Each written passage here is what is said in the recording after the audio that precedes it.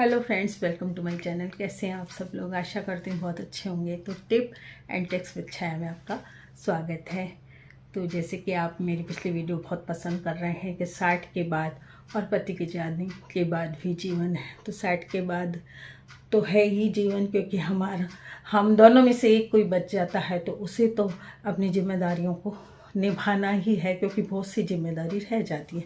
पति पत्नी में से एक कोई बड़ा होता है तो वो चला जाता, और कई बार पत्नी कोई बीमार हो जाती है तो वो पहले चली जाती। किसी को एक को तो जाना ही है, और जो पीछे जिम्मेदारियां बच जाती हैं तो उनको हमें पूरा करना है। और मेरी जिम्मेदारी मेरी बेटी की आ गई थी। जैसा कि आपको मालूम है, पिछली वीडियो में आपने देखा होगा कि मेरी बेटी की जिम्मेदारी आ गई थी। उसके हस्बैंड चले गए उसके बाद, तो उसको मैंने संभाला 3 साल और फिर उसकी शादी कर दी, उसकी जिम्मेदारी गई। तो अब मेरे यहाँ मेरी दोती पढ़ने आई है, तो उसकी जिम्मेदारी मैंने उठाई भी इसलिए है कि मेरा मन लगा रहे और मेरे पास कोई सोने को हो। जिस रात को मुझे बिल्कुल नींद नहीं आती है अकेले, तो बेटे बहू हैं मेरे, लेकिन उनका कमरा ऊपर है और उन्होंने बहुत सोचा। मेरे बेटे ने मुझे अकेला बिल्कुल नहीं छोड़ा बहुत टाइम तक। तो वो मतलब जिस दिन मैंने उससे कहा कि मैंने कहा अब देखो मेरे पास मत सो तुम लोग, बेटी चली गई थी, बेटी थी जब तक तो मैं उसके पास सोती थी। फिर क्या हुआ कि मेरी बहू बाहर थी, सर्विस बाहर करती थी, जोधपुर में उसकी सर्विस थी। तो क्या हुआ कि वो नहीं थी तो मेरा बेटा मेरे पास ही सोता था। उसके बाद बहू आ गई, उसका ट्रांसफ़र यहाँ हो गया, बहू आ गई। तो अब बेटे को सोच लगा कि माँ के पास कौन सोएगा। तो मैंने उसको पहले ही समझा दिया, जब बहू आ गई तो उसको मैंने पहले ही समझा दिया था कि अब तुम अपना जीवन जियो। और बहू आ गई है, और साल भर बहू बाहर रही थी तो फिर बहू आ गई। तो अब मैंने कहा कि मेरा बिल्कुल मत सोचो, क्योंकि मेरे पास मेरा डॉगी था, यानी अभी भी है मेरी डॉगी, फीमेल है वो। तो वो बिल्कुल एक इंसान की तरह मेरा पूरा ध्यान रखती है वो।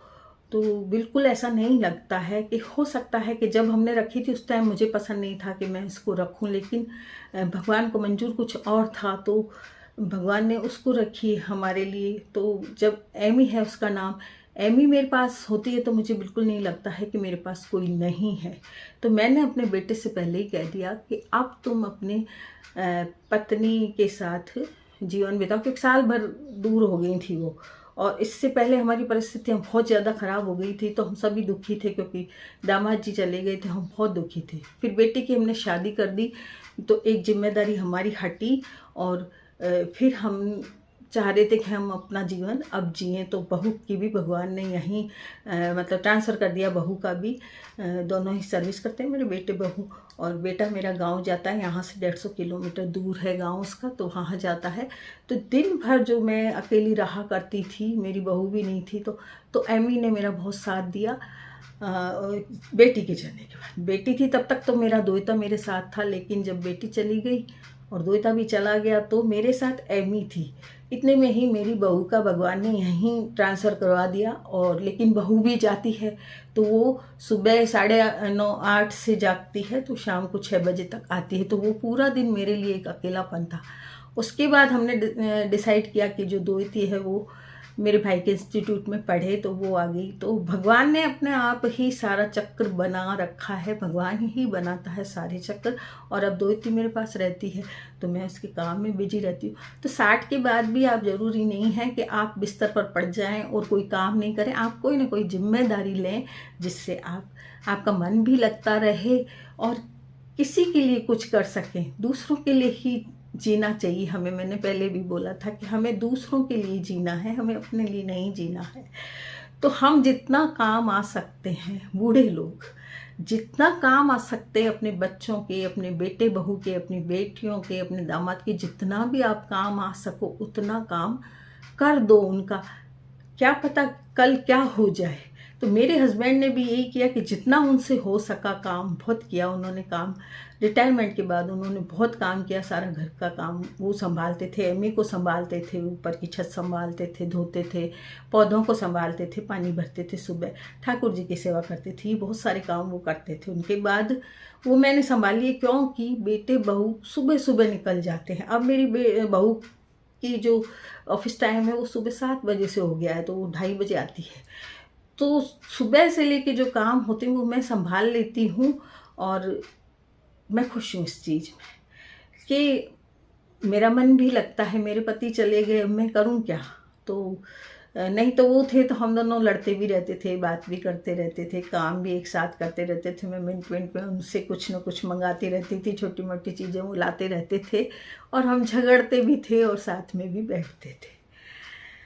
तो अब बड़ी याद आती है उनकी मुझे कि मैंने झगड़ा क्यों किया उससे। छोटी छोटी बात में हो जाता है पति पत्नी का झगड़ा, लेकिन जब हम अकेले रह जाते हैं तो हमें बहुत से काम संभाल लेने चाहिए। मैं ये कहूँगी फिर कि 60 के बाद भी अगर शरीर चलता है, और शरीर जब भी चलेगा आपका, जब आप कुछ करेंगे, बैठे रहेंगे तो आपका शरीर नहीं चलेगा, आप बीमार हो जाएंगे ज़्यादा।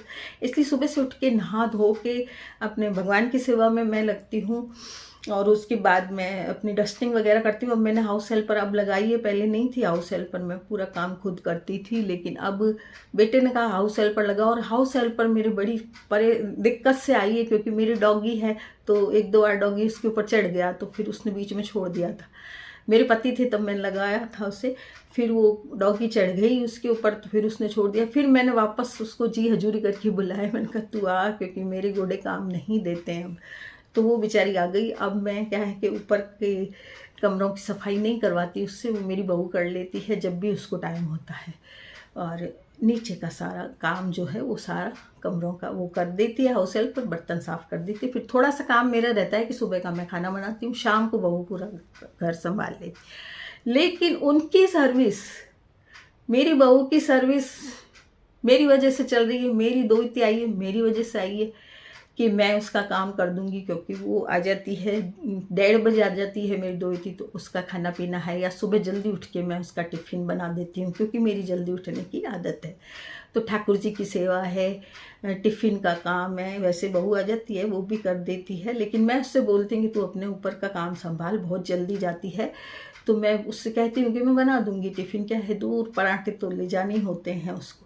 और बहू आजकल जो एक पराठा खा के जाती है फिर आके खा लेती है खाना, तो खाना फिर मैं धीरे धीरे अपना बनाती रहती हूँ।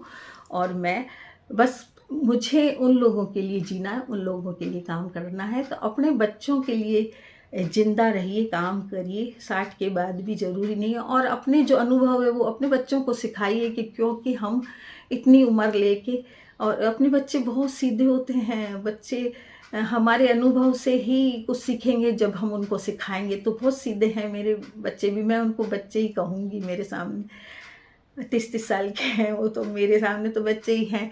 तो उन्हें छोटी छोटी बातें मैं सिखाती हूँ। कोई सब्जी लानी है तो उसको किस तरह से लानी है, कोई सामान लाना है तो किस तरह से लाना है, किस तरह से उसे कम करवाना है। बच्चे हैं, पूरा पैसा दे के आ जाते हैं, जो दुकानदार बोलते हैं वही वो दे देते हैं। तो फिर मैं उनको समझाती हूँ कि